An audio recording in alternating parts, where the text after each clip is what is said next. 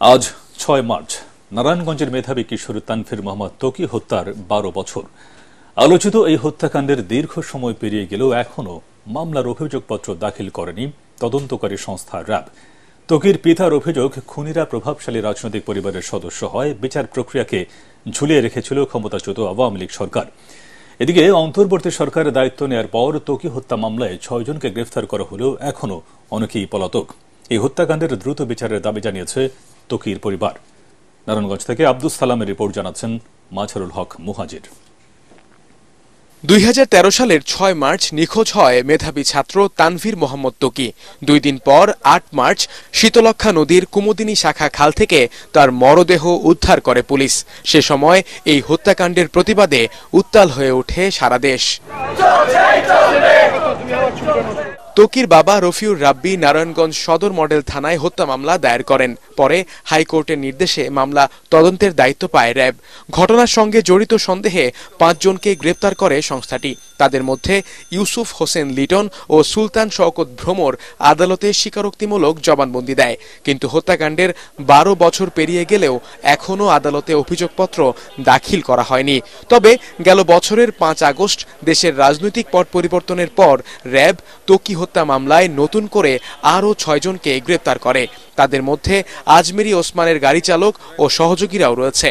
তবে পালিয়েছে আজমেরি সহ আরও অনেকে। বর্তমান সরকারের আমলে ত্বকি হত্যার বিচারের প্রত্যাশা তার পরিবারের।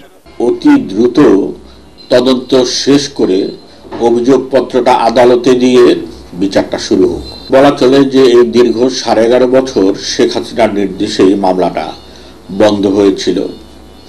যেহেতু এই হত্যার নির্দেশদাতা, পরিকল্পনাকারী এবং সবকিছুর মধ্যে শামীম ওসমান পরিবার জড়িত, সেই হেতু শেখ হাসিনা তাদেরকে রক্ষার জন্যই এই মামলাটা বন্ধ করে রেখেছে। যারা এই হত্যাকাণ্ডে জড়িত তাদের প্রত্যেকের পূর্ণাঙ্গ অভিযোগপত্র দাখিলের আহ্বান আইনজীবীর।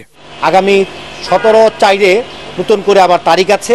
আমি বিশ্বাস করতে চাই যে আইনের শাসন সুপ্রতিষ্ঠিত হোক এবং এটা যেহেতু সাংবিধানিক অধিকার একজন মানুষের বিচার পাওয়ার, সেহেতু এই হত্যা বিচার, ত্বকি হত্যার পরিবার বা আমরা যারা আন্দোলন সংগ্রামে যারা নিহত আছি সকলে মিলে এটার বিচার পাক।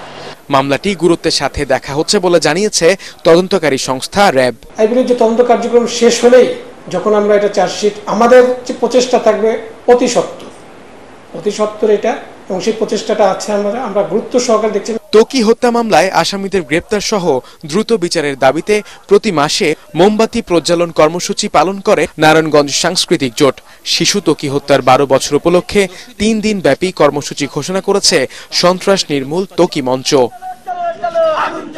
মাঝারুল হক মুহাজির, এটিএন বাংলা।